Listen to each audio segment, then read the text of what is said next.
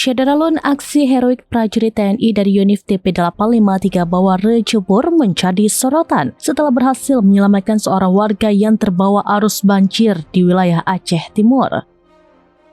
Peristiwa tersebut terjadi saat hujan deras mengguyur kawasan itu, menyebabkan debit air sungai meningkat drastis hingga meluap dan merendam permukiman warga.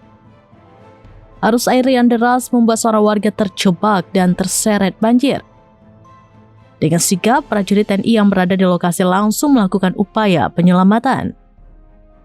Berkat tindakan cepat dan terukur, warga tersebut berhasil dievakuasi dari arus banjir.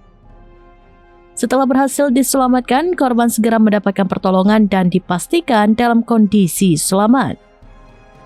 Rekaman aksi penyelamatan itu kemudian diunggah ke media sosial Facebook oleh akun Erdiansyah pada Minggu 21 Desember 2025.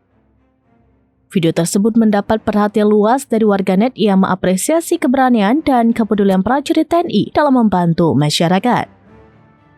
Aksi ini menjadi bukti nyata peran TNI tidak hanya dalam menjaga pertahanan negara, tetapi juga hadir di tengah masyarakat saat terjadi bencana.